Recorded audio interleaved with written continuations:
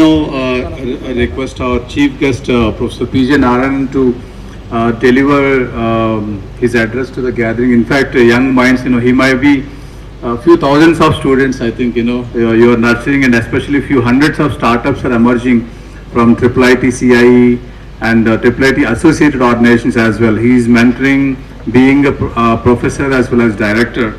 Briefly to say, Professor P.J. Narayanan graduated from IIT Kharagpur, then MS PhD from University of Maryland, and then of course project scientist in Carnegie Mellon University. And of course, one thing I would like to tell, maybe some of you may be interested in the VR sector. I think he worked as a scientist D and E, scientist E, and head of vision and VR groups in CAIR DRDO. And past that, of course, more than 20 years he's been with IIIT, and around 9 or 10 years he's working as director of IIIT Hyderabad.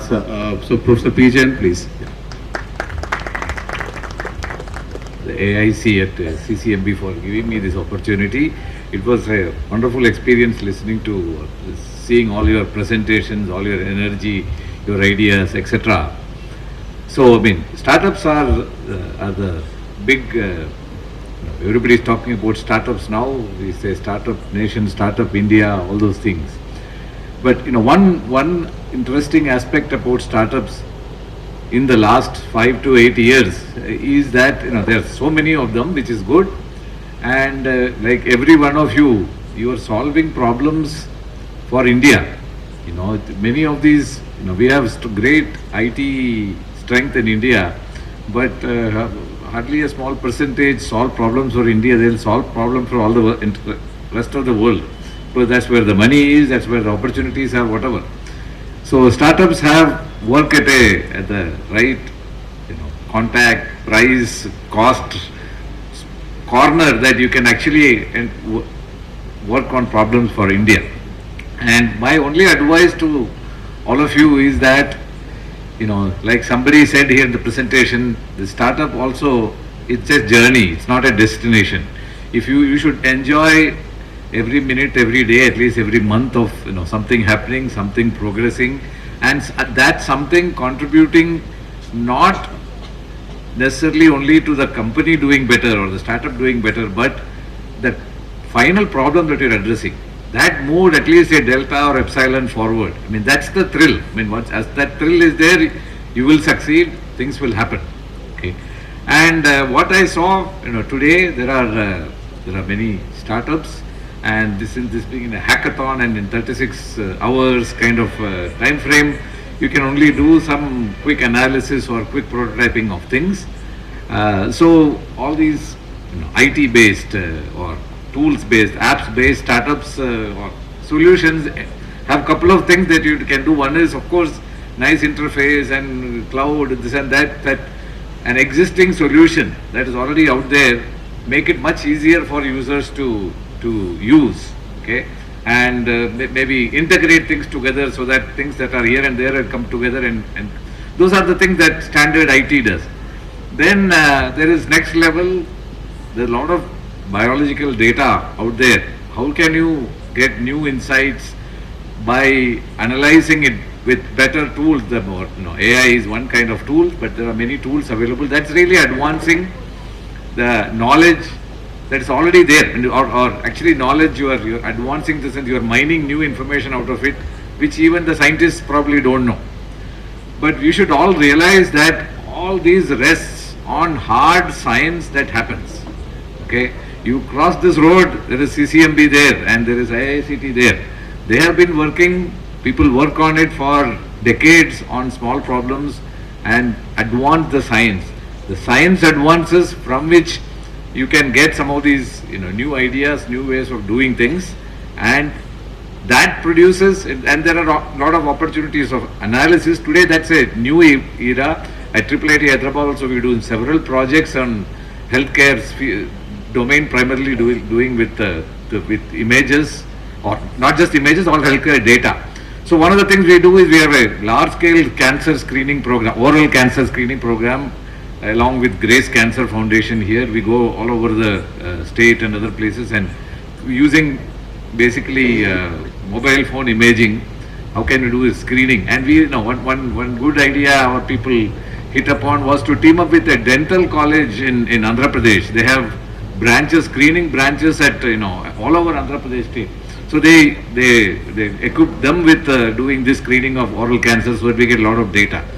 And then our computer vision and other experts can work on the solution. But data is very important. Good data, authenticated data is very, very important such thing. Similarly, there is a IPD, the pathological data set we are developing on brain cancer, cervical cancer and lung cancer, trying to create India-specific data. Now, this is the most important thing that many of you touched upon, which is very important. Is the scary part is many of our medical models, when you go to, are based on the West or where the research happens. India has not put enough resource in the research. So one of my colleagues about 5 years ago started this project of Indian Brain Atlas. So if you and I go, we have some problem with neurological problem, and they take a scan of your brain, they compare it with the standard brain, the Atlas, or the standard healthy brain that probably comes from Canada or Germany, and our physiology is different, and we don't even have Indian Brain Atlas, and all the diagnosis we do could be wrong because of that, and that's scary, right? All of us, we have billion people here, or 1.5 billion now, people here, and why can't we do this? So she started a very small project, 100 healthy individuals between 20 to 30 across the country, and created the Brain Atlas. So that Atlas is ready for anybody to download and use, etc. But that's like not even step zero in the whole journey. I've been trying how to get, ultimately this Atlas is useful only if neurologists start using it when patients walk in. And we don't even know what are the steps. From the 100, the data itself is credible, I'm told, she works with many neurologists here, it's usable. But this is medical data, this is not like a food delivery app. Going from a food delivery app to a pan delivery app or a lassi delivery app, those are all simple things. But you're talking about healthcare, the real stuff that touches all of us. So you need to make sure that the diagnosis is correct, it is validated, goes through the regulatory hierarchy. It's all very important. I mean, it's not just bureaucracy. It's also protection when somebody uses those things and we are the patient. So that is a huge hurdle. We don't even know. I've been pushing our people to this partner. This project was none other than Sri Chitra Institute in Trivandrum, which is probably one of the topmost institutes in neurology. Even they are not able to help or tell us what is required, what is step 1, 2, 3. Even 5 years later, how will this data, and we are expanding the data, of course, but how is this data used, will be with the neurologists or will be part of the treatment procedure, not just sitting in on our server, somebody can download. Who will download? They'll download just for some curiosity.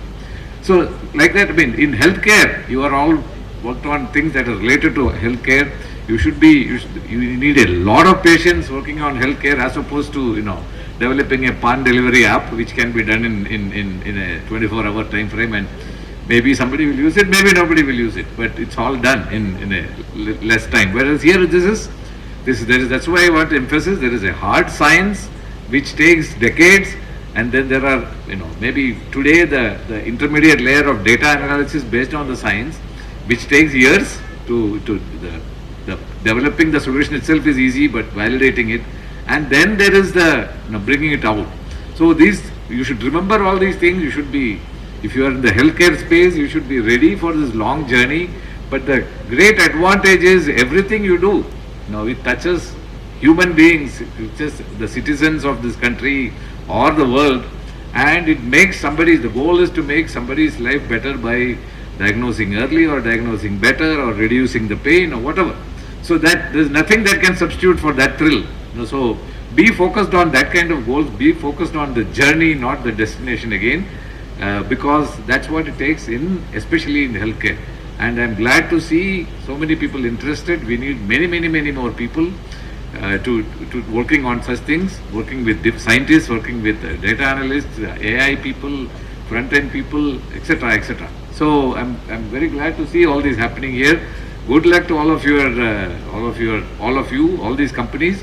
Don't lose the spark keep it lit and blow it into a big flame and a huge fire, then maybe we'll all help end up changing something in the world.